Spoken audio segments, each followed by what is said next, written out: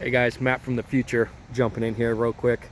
I just wanted to say that as much as I really want to start throwing go fast parts and go have fun parts at this project, I really think it's important to build a solid base to build from first. So that way, one, you don't have just rinky-dink little crap setting you behind when you go out testing, and two, you have an actual data point to build from, and you know that this part did this and this change did that and that kind of thing. So it's going to be getting this car back to a great platform on a daily driver level, and then once we do that, we do some baseline runs. Then we're going to build up to the racetrack car, track car, race car, whatever we want to call it. I don't know what we're going to call it yet. We're just going to call her Nugget.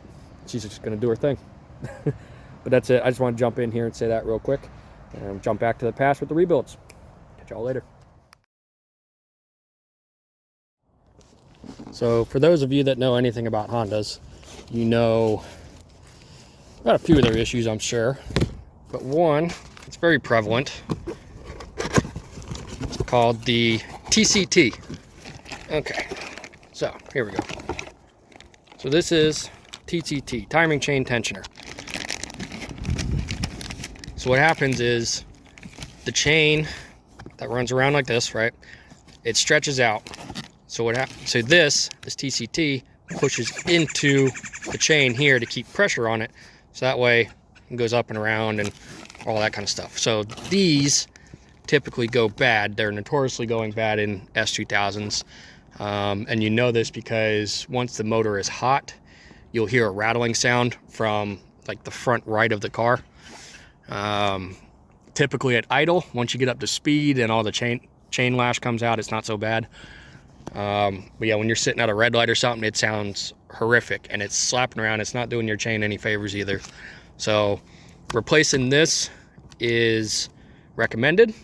There's aftermarket versions. I just went with the OEM because when these are going bad, it's indicative of the fact that the chain has actually stretched, which obviously is not good. This being a decent band-aid until then. So we're going to put this in. Hopefully it'll fix that chain slashing around. I'm going to rebuild the motor eventually, but that's not going to be for a while. My plan is to really kind of get all these parts put on here that I want to do to build this car out and get it going the way that I want. And then assuming something goes wrong, then the motor's probably going to want to get a rebuild then anyway. So that's the plan. I'm going to try to hold off on it for now as long as I can. All right, so if you're super cool like me, obviously come untape your hood. Hopefully you don't have to tape your hood down. Oh, look at that, now it's clean. Maybe I should tape the rest of the car.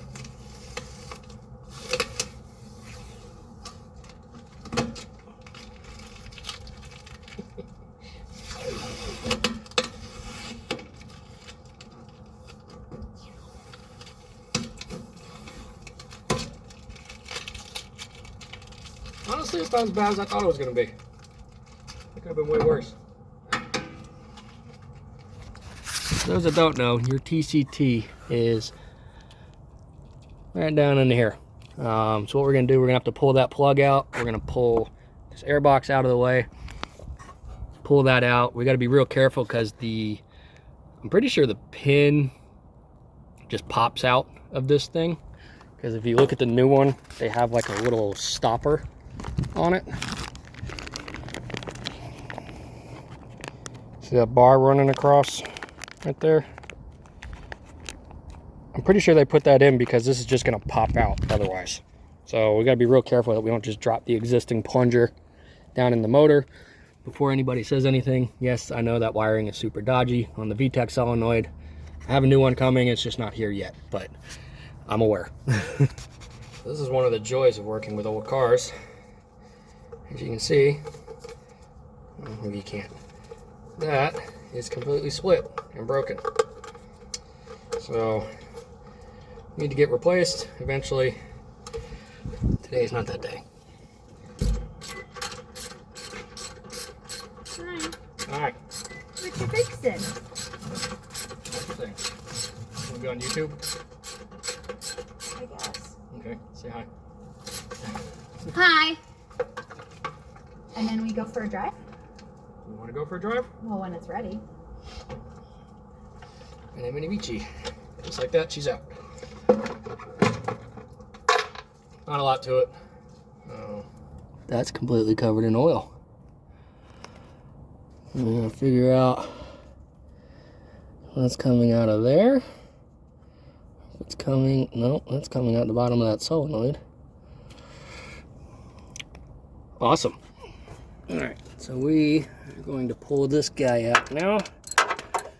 Like I said, it's literally just the 2 bolts. There's not a lot going on to get to this thing, but for the longevity of your car and your chain, your timing chain and everything, it is important. And then while it's out, we're gonna see if it was leaking, because I don't know how well it comes through on camera, but there's oil all over here. So I'm hoping it was just dribbling out of one of these O-rings, but we shall see. Nice of Honda to put this little cross member bolt hold tray in here. And yeah, so you see how this is backing itself out? That's because the O-rings must be wore out. So you see this gap? Normally if the O-rings are good, this would kind of stay in place, and you kind of need to like wiggle it out against, pulling against those O-rings. But the fact that it's pushing out on its own means the plunger is trying to push out. And because there's no grip on these O-rings, it's basically just falling out from the pressure of the plunger. Oh, fuck. Yeah, you see how that thing just fell straight out? The plunger came with it though, so that's good. So, inside of here, there's like a worm gear that this plunger runs up against. Oh yeah, these O-rings are completely flat. They weren't doing anything. So, this is good for 2 reasons. Found an oil leak. Plus, we're going to get this chain tightened back up. Now I just need to find that bolt that I dropped down in the middle of Narnia, and we'll be good to go. Now, I should say, there is a torque spec on these. But, me being the little redneck that I am, I have no idea what it is. I imagine it's not much because of the cast aluminum head. So we're just going to run it up, snug it up real quick on both sides, and then we're just gonna kind of one of those. If you don't know what is, ask a mechanic. It's basically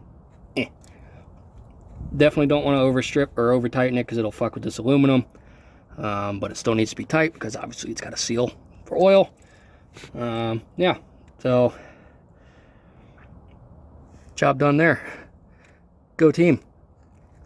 So I say job done, but then job's not actually done because I'm an idiot, because we got to take this out to pull that pin out so the plunger actually works. So I am a dumb. Anyway, pretty sure it's an 8, and it is. For anybody working on cars, do yourself a favor. Take stuff out of the way. Just make your life easier. Like, you can do this job without taking the airbox out. Why? Why would you? This is so much easier. Well, let's see. Let me flip this around. So now with that out the way, you can see the pin right there on the end of the plunger. So we just got to grab some needle nose, pull that out real quick. Be good to go. All right, let's see how tricky this little guy's gonna be. Get it turned around and get a bite on it. Camera it out. Bueno, bueno. So now, let's see. You can see that piston right here has now popped out and is pushing on the bar going up against the timing chain. And again, it runs up, the cam gear is like right here. So it comes up and around. So this bar is just pushing on it to give it tension to come around sort of like that. All right, so what we're gonna do now that TCT's done, is I'm going to do a coolant flush, because I pulled it out last time and it was disgusting with rust. I really need to pull the water pump off and make sure the inside of that's not completely destroyed. Luckily for us, Honda put a drain plug right down there at the bottom, so we're not making as much of a mess, and you can kind of see all the rust that came out last time. So this is why we're going to do this flush, try to get as much out as we can. Eventually I'm going to put a better radiator in here anyway. As you're making more power, you got to do better with cooling and all that kind of stuff. So it's down the line. For right now, before we hurt anything else, we're just going to do this flush to kind of get us by. All right, so we are back in Madam Nugget. We'll give her poodle around for a little bit. I'm terrible at this camera thing. As you can tell, I have literally nothing and no preparation for this. I have no GoPro mount, I have no quad lock mount, I have nothing. So we're winging it. Completely winging this new YouTube thing. I love this car, man. Like, you go out and drive and it's just, you just feel good driving it because everything just responds how it should. For the most part, it behaves how it should. You know, it's got its little quirks just like anything else, but as far as a driving experience goes, can't beat it. Like, I've done, you know, the answer is always Miata. You always hear that. I've done Porsches, I've done Ferraris. They honestly usually suck. They're fun. They have their place. I can't say they suck. That's overstepping. They are not as, I guess you'd say, rewarding as this. Something about this is just more raw. You know, just a lot of gadgets and wizardry on the other cars. This is just a raw driving experience, and I love it. It makes me so happy just to go out and tootle around and go out and cruise in this thing, or if I go to a track and go do whatever shenanigans I'm doing at the track, because we don't do those shenanigans on the street. Yes, you can have little blips on the street, but no shenanigans on the street. Why are you stopping in the middle of the road? There you go. So yeah, have your fun on the track. Don't do anything stupid on the street. Honestly, this car is so rewarding to drive. You don't really need to be horsing around to enjoy it. Like, just the details of hiding the CD player, you know, and going back to the McLaren Honda throwback dash on Ayrton Senna's car back in the late 80s. Like, it's just that kind of attention to detail that makes this thing, to me, one of the most fun things to drive. All right, test drive done. Now, this is the point where, like I was saying earlier, normally you go out, you drive around for a little while. As things heat up, if your TCT is going bad, you'll hear it kind of like slapping against it right now, because it's not, the piston doesn't have the right pressure on that bar that we talked about. I've been driving around for, I don't know, 20 minutes, 30 minutes, something like that. No noise. Sounds perfect. Idling great. She ran great. We're going to drive around probably for another day or two before I take all that flush out and put some actual 50-50 coolant mix in there. God, this thing needs so much more work. Like, there's so much I want to do to it to go have fun and play, but just normal 156,000 mile car stuff.